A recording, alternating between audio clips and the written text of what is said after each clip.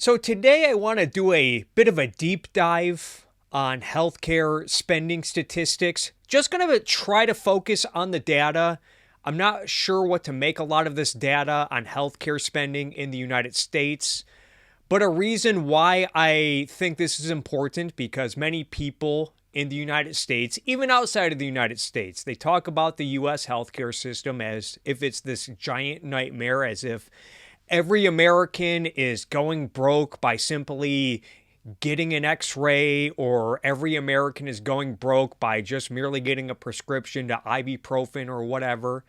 I thought this YouTuber, JJ McCullough, who I'm not familiar with, but someone sent me this video. I think this is a pretty good analysis on the Canadian healthcare system. And even he mentions how a lot of people in Canada have this perspective on the US healthcare system. As you can see, this JJ McCullough has 879,000 subscribers. This video is only 12 days old, already has 129,000 views.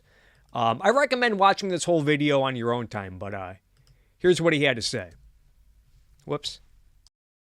But I do feel comfortable in saying that I don't think most Canadians really understand how the American healthcare system works in any great detail. They don't know what Medicare or Medicaid is, or how Obamacare works, or how American health insurance works in general. In fact, a lot of Canadians don't even think that health insurance exists in America at all. Instead, they simply assume that Americans just pay 60 grand out of pocket at a private hospital when they need brain surgery or whatever. This is what American-style healthcare is often taken to mean in casual Canadian conversation. There are many roots to this legend. And JJ, he goes on to talk about how this perception in Canada has an impact on Canadian politics because it makes reform of the healthcare system in Canada difficult, if not impossible. Whenever politicians want to propose maybe a little privatization, a little free market reform in Canada,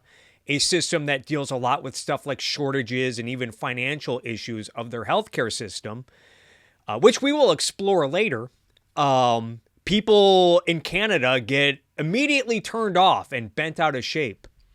But I noticed this a lot with the recent MrBeast commentary. For those who don't know, MrBeast, he's the biggest star on YouTube. Recently, he did a video where he paid for the eye surgeries of 1,000 different people. And a lot of people got bent out of shape over it. One of the common talking points was, oh, this wouldn't be happening if the United States had a single-payer healthcare system. Blow it out your ass. A lot of people were asking, why doesn't the government do more of this wonderful stuff? Why isn't the government paying for these surgeries? Why does it take a YouTube star like MrBeast to step up to the plate? Even Tim Pool had a lot to say on this topic. Let's check it out. I look at it this way. Okay, you got the pipes in Flint. They're busted up, lead, Legionnaire's disease, dirty water. You got the pipes in a bunch of different towns that are like that. Newark was bad. And then you come to me and say, look, here's my pitch as the U.S. government. We can fix pipes, get these kids clean drinking water, make America great again, fix our streets, secure our borders, bring back jobs, reinvest in a New Deal type program. This is why before they announced the Green New Deal, when they were talking about the idea, I was like, you mean to tell me we can work towards energy independence and invest in jobs in this country? I'm like, okay, I'm down for this. Let's see it. And then, of course, it was this woke nonsense about free college for people of color and other stuff. And I'm like, get out of here. And for what it's worth, Tim Pool is not wrong noting some of the wasteful aspects, some of the, the whole Green New Deal, Green Leap Forward policy was a bunch of nonsense. But Hassan's angry. It was 10 minutes to fix the eyes of these people with cataract surgery. And instead of spending, how much did he spend on this? He didn't spend 1,000 people. It's probably $1 million. Might have been $10 million. $100 billion on foreign wars in countries we have no business being involved in. That pisses me off. So when Hassan gets mad and he's like, we've cut these people off from this, I'm like, look, I don't know what Hassan's position is on funding war in Ukraine. I'm not a fan of Russia. I think Vladimir Putin's the bad guy. I have friends who fled the country and got their families out. I don't like to hear that. I don't like what Russia's doing. I think the answer to this is we don't do business with you. We say, no, thank you. The problem is we got ourselves involved in this war. Europe is dependent upon their energy. And so we're in a bind. I get it. It's And again, Tim is not wrong to note that European energy policies for the last 1 to 2 decades has put them in a bit of a pickle when dealing with Russia. complicated.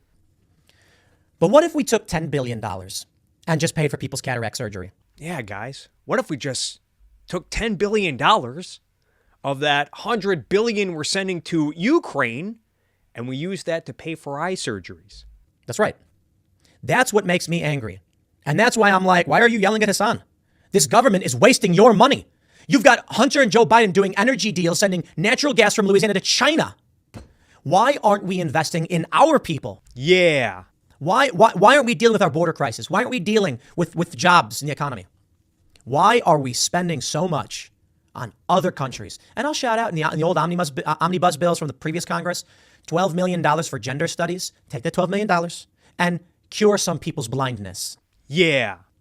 I would prefer to see that money from gender studies or whatever else in foreign aid be given to homeless and desperate Americans who need cataract surgery. I don't know if Hassan agrees with me. Maybe he's pro-war in Ukraine or whatever. But I'm just saying. Who the hell cares what Hassan Piker thinks, aside from a bunch of goons and commies? On the surface, when he comes out and says, it fills me with rage, that it's up to some YouTube guy to make content to do this. Yeah. And I'm like, preach, brother. Why do we have to hope that some guy on YouTube is going to be the one to help these people? Why is it that we can count on the U.S. government giving multi-billion-dollar contracts to big pharma, but they won't spend a pittance on just Not a pittance. helping people see? I'm not saying universal health care is a solution. I don't know that it is. Maybe some universal basic coverage I think can. When there's a treatment like this, it takes 10 minutes to cure someone's blindness. Yeah, maybe we should have universal basic coverage. But if you have a complicated illness that requires lifelong treatment and that's really expensive on the system, maybe we can't afford it. Maybe that's where private supplemental comes in. I don't have all the answers. All I know is as long as you're coming out and dumping $100 billion on war, I'm going to come $100 billion on war. back and say, you give that to me and I'm going to go cure a bunch of blind people's eyes. I'm going to build bridges. I'm going to build roads. I'm going to create jobs in construction. But we don't do that. Yeah, we don't do that. Are we getting this? So $100 billion to Ukraine. And Tim is essentially saying, imagine if we spent that $100 billion on stuff like roads and clean water systems and jobs and infrastructure and healthcare for people's eye surgeries. Now put the healthcare thing aside. For a second. I'm over here thinking, why stop at $100 billion? Why not $1 trillion on stuff like roads and bridges and airports? Maybe even some broadband internet access and the clean water he was talking about. How about $1 trillion? Imagine how much we could do as a society if we spent $1 trillion on all of this wonderful stuff that Tim Pool wants to spend all of that money on, instead of just giving $100 billion to the war effort in Ukraine. Well, guys, I have some good news. You don't have to imagine, because congressional Democrats and Republicans and the Biden administration passed a not billion, not million, not billion, not tens of billions, not hundreds of billions, but a $1 trillion infrastructure plan about 15 months ago. This is what I'm talking about. This is why I want to talk about government spending today. You know, Tim Pool likes to say, I'm just saying I'd rather spend the money on Ukraine on stuff like clean water and roads. Well, if you actually look into this infrastructure bill, at least according to NPR's reporting, they did a whole other article breaking this down. Look at all this stuff that this infrastructure bill, $110 billion on roads and bridges. And Tim Pool, what did he say? Let's hear that again. I'm going to come back and say, you give that to me and I'm going to go cure a bunch of blind people's eyes. I'm going to build bridges. I'm going to build roads. I'm going to create jobs in construction. But we don't do that. But we don't do that, according to Tim Pool. Well, did Tim Pool just forget about this $1 trillion infrastructure package? that already promises to spend what looks to be a Ukraine war's worth of money on roads and bridges alone. Another $66 billion on passenger freight.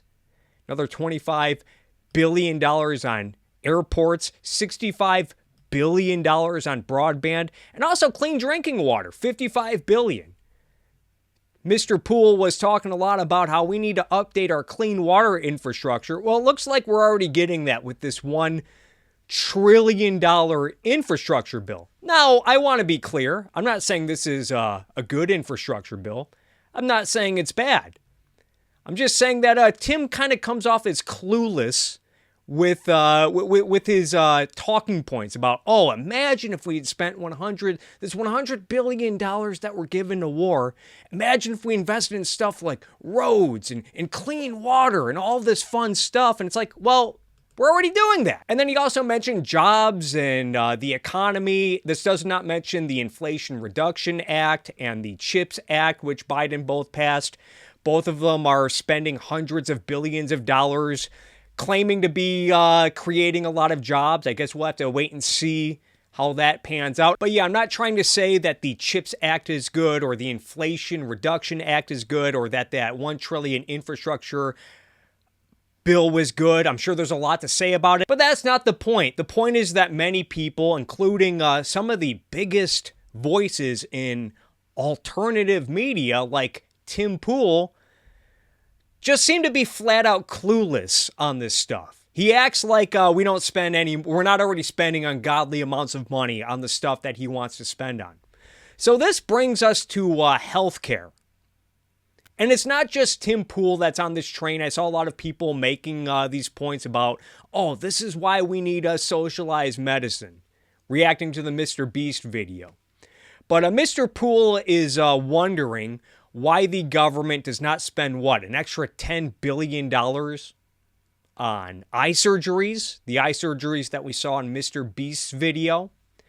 And I wonder if Tim Poole ever stopped to think, if he ever bothered to ask how much the government currently spends on healthcare, because I can assure you it's nowhere close to zero. In fact, if you were to put on a chart, a line chart, the number 0, the amount of money that the U.S. government currently spends on healthcare, and then you were to take the aid to Ukraine and put that on the line, that would be much closer to 0 than it would be to how much the U.S. government spends on healthcare, which I guess, according to Tim, we're not doing this, apparently. Well, according to the Centers for Medicare and Medicaid Services, they had this fact sheet on national health expenditures, which you can see right here. So the United States currently, or at least in 2021, spent $4.3 trillion on healthcare expenditures in 2021. Medicare, which is a program of the federal government, spent roughly 900, not million, not tens of millions, not hundreds of millions, but $900 billion, almost $1 trillion on Medicare alone. Then we have Medicaid, as you can see, $734 billion on Medicaid in 2021. So Medicare and Medicaid combined, you get to $1.6 trillion. What is that? 16 Ukraine packages, years worth of Ukraine war packages in 1 year on healthcare. And Tim Poole, what did he say? Bridges, I'm going to build roads, I'm going to create jobs in construction. But we don't do that. We don't do that in the United States, apparently, according to one of the biggest names in alternative media. This paragraph right here reports that total healthcare spending, 34% came from the federal government and 15% came from states and local governments, meaning that if you combine federal, local, and state governments, they combined for roughly 49% of total national healthcare expenditures in 2021, meaning roughly half.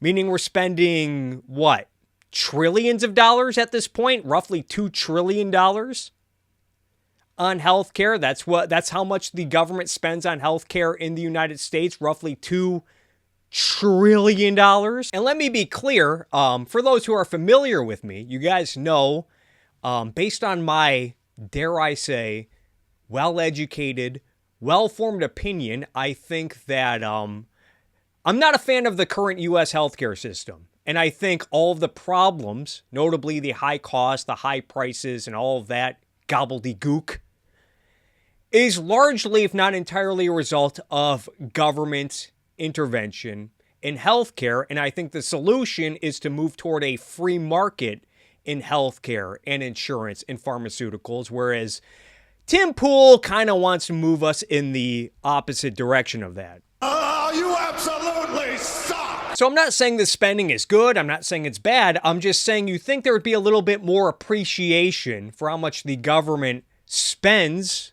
on healthcare and not just these talking points about, oh, what if instead of spending $100 billion on wars banned. Maybe we spend like $10 billion on eye surgeries. Like, what more do you want?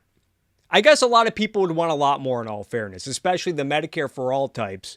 Bernie Sanders, when he was told that that his Medicare for All program would cost an additional $3.2 trillion a year over 10 years on average, that he was like, oh, this is great. He totally ran with it. But again, Tim Pool, he said, oh, we don't do that here in the United States. What are you talking about, Tim? Not to mention, I think the Biden administration, and some of these bills, it's hard to keep track.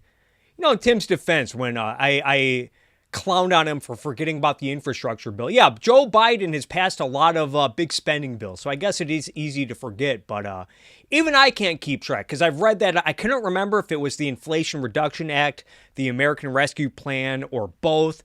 But I do know that Obamacare, Affordable Care Act spending has increased under Biden's presidency to the tune of billions of dollars. And again, Tim Pool acts like we're not spending any money.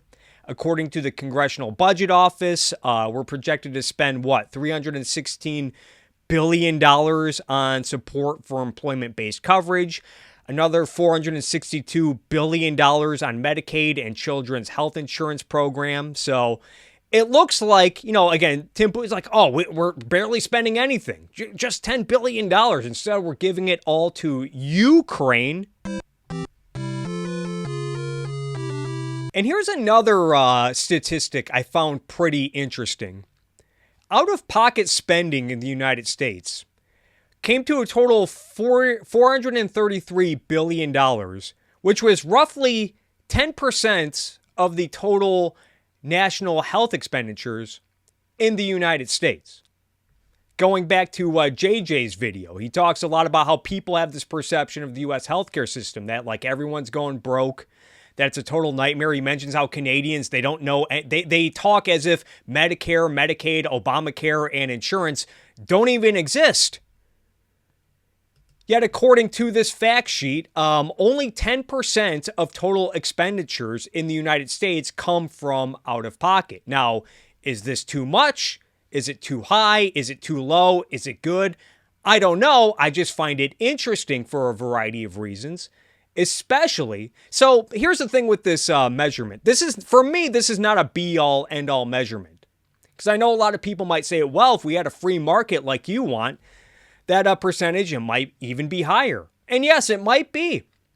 I imagine in a free market, we'd still have a lot of private institutions like health insurance. We would have a lot of cost pooling. We'd have a lot of cost-sharing institutions. We'd have charities. I imagine employers would still foot the bill for their employees' healthcare services and whatnot.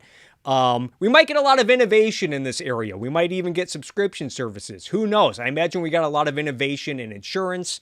I think prices would come down a lot more under a free market. We'd get a lot more innovation, higher quality of care. So for me, this is not the be-all, end-all measurement, but it is a pretty big measurement for the Medicare for All advocates and the who's who of anti-capitalist asshats who want to move America toward a toward, one of these, what are called single payer healthcare systems, socialized healthcare systems like Canada, Denmark, Sweden, Norway, the United Kingdom, France. So with the out-of-pocket statistic, I thought it might be helpful to compare this statistic to other countries, especially considering that a lot of these countries are countries that Medicare for All advocates point to as countries that they want to emulate, largely due to this notion that Americans are going broke from out-of-pocket expenses in the United States. So here's a chart from the World Bank, which uses data from the World Health Organization. I guess the world average right now is 18%. The average country, 18% of their total healthcare expenditures come from out of pocket, I guess. Let's throw the United States in this chart. Let's go ahead. There we go. According to this source, the World Bank, World Health Organization, the United States, roughly 11%. This is based on 2019 numbers. And yes, it does fluctuate. Every country's statistic on this measurement fluctuates from year to year. But according to the World Health Organization, the United States, 11% of their total healthcare expenditures comes from out of pocket. So let's see how this compares to a country like Canada. How much of Canada's national health expenditures, because again, they have one of these beloved socialist healthcare systems that I'm often hearing about. I'm often told that they don't pay anything out of pocket in Canada. Well, it looks like Canada spends a higher percentage of their healthcare expenditures. A higher percentage of their healthcare expenditures come from out of pocket. According to 2019 data, it was about 14.9, 15%. And if you don't trust the World Health Organization, which I can kind of sympathize with, there are other institutions like the Effective Public Healthcare Panacea Project, which I think seems to be a pretty respectable organization from what I can tell. But according to this source, in 2018, 31% of Canadian healthcare costs were covered by the private sector, with 15.4% being out-of-pocket costs, 12.4% being private insurance. And I think, in comparison, the government covered roughly 64% of the total costs. So compare this with the United States in 2021. 49% came from the government, and only 10% came from out-of-pocket. Even a paper from the Canadian Institute of Health Information, which I think is an organization of the Canadian government, this is a pretty common trend. Usually 30% of healthcare expenditures in Canada are covered by the private sector, half of which, at least according to this source, 14% came from out-of-pocket costs, which leads me to believe that this World Health Organization statistic is not too far off, might at least be in the ballpark, so to speak, still higher than the United States. So let's take a look at another country. Let's take a look at Denmark. This is a country that Bernie Sanders often points. I just want to be like Denmark. Where does Denmark rank on this measurement? Denmark.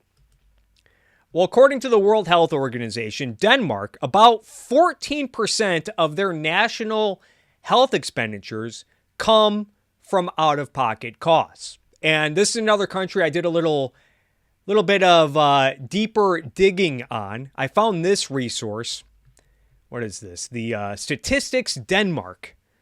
They talk about Denmark healthcare spending over time, and as you can see right here, in Denmark they pay for some of their healthcare expenses out of pocket, which usually ranges from about 12 to 14% depending on the year, which again leads me to believe that these statistics provided by the World Health Organization are not too far off. So why don't we look at the United Kingdom next? We often hear about how wonderful the NHS is, the National Health Service. Where does the UK rank on this measurement? Well, according to the World Health Organization, they lead the pack at 17%.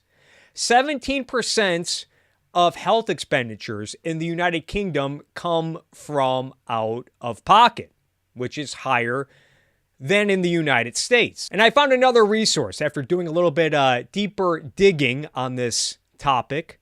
This is according to the Office of National Statistics. I think this is another organization of the government in the United Kingdom. According to this source, the largest of the non-government financing arrangements were out-of-pocket expenditure, which includes private spending by consumers on elective treatments and other health services, medical goods, and long-term care services. This category accounted for 12.5% of overall spending, or £32.3 billion. So yeah, this is a little bit lower. Again, I think this is based on a 2021 numbers for this one, or 2020 numbers. Again, it fluctuates, but not too far off. These are the only countries that I really dug deeper on: Canada, Denmark, and the United Kingdom. But let's throw in some more countries. Let's take a look at France. I think France was the only country that ranked behind ranked below the United States. Let's put this in bar graphs. It might be easier to view. Here we go. Let me zoom in on that a little so you guys can see it better. There we go. So France seems to be the only country that spends fewer of their total expenditure dollars. Fewer of their total expenditure dollars come from out of pocket, whereas Denmark, Canada, and the UK all have a higher percentage than the United States. Why don't we throw Sweden in there? Sweden, another one of these countries that Bernie Sanders likes to point to as a model to emulate. Sweden also comes ahead of the United States at 13.88%. Let's take a look at Norway. Norway also comes between the United States and Sweden, just ahead of the United States at 13.86%. 13.8% of Norway's healthcare expenditures come from out of pocket. Lastly, we'll look at Germany. Throw Germany in there for good measure. It looks like Germany also spends more of a higher percentage of their healthcare expenditures out of pocket than the United States at 12.82%. Another resource that measured this statistic was the OECD. I think it's the Organization for Economic Cooperation and Development. They put out a report on this in April of 2019, as you can see, where they have percentage of total healthcare spending when it comes to out of pocket. Even this chart, the United States, the only country that has a lower percentage is France. Although you can see a little bit of fluctuation, a little bit of difference than with the World Health Organization. Sweden is ahead of the United Kingdom on this chart, as you can see. And then there's the Commonwealth Fund.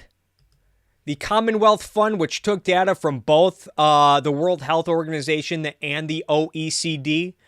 And they didn't do it based on a percentage of overall spending, but they put the dollar amounts per capita, which, as you can see, it looks like the United States. I think only Switzerland and Singapore, it looks like, spend more money per capita on out-of-pocket expenditures. Now, this is where a critic might come along and say, sure, yeah, those countries, a lot of the countries, maybe they do spend a higher percentage. Maybe a higher percentage of their expenditures come from out-of-pocket than in the United States.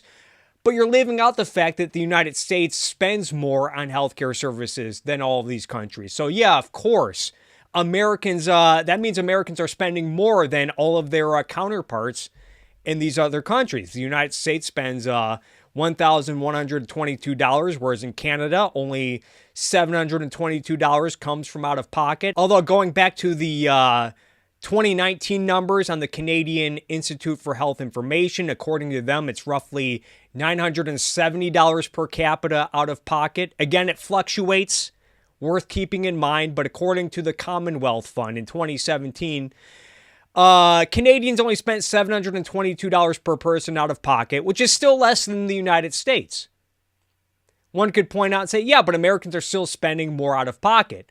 I could easily come back and say, yeah, but I'm sure Americans are also taking home a lot more of their money at the end of the day because they're not paying nearly as much in taxes for these generous healthcare systems that we're told no one pays out of pocket in any of these countries, which, as we can see, is simply not the case. And yes, if America ever wants one of these generous healthcare systems like Canada, Denmark, Sweden, the UK, everyone's taxes are going up. A lot of people like to talk as if, oh, well, we can just raise taxes on the rich. That will finance one of these. That would be enough to pay for everyone's health care. Even Bernie Sanders, I think, admitted that everyone's taxes would be going up if his programs, if his Medicare for All program got passed. Recall when he ran with that Koch brothers study? Bernie ran with that. What he did not tell you was the fact that that same study said that you would have to more than double both individual and corporate taxes to pay for his Medicare for All program. Not to mention, in a lot of these countries that a lot of the Medicare for All advocates want to emulate, a lot of these countries like Canada, Denmark, Sweden, Norway, the UK, I think even France and Germany, they still have billionaires. Meanwhile, the lower and middle classes in those countries, to my knowledge, pay a lot higher, a lot more of their money in taxes for these generous healthcare systems. And I know there's a lot of nuance to this topic. One could say, yeah, but you're just, breaking it down on a per person level. Obviously, some people will pay more out of pocket than others.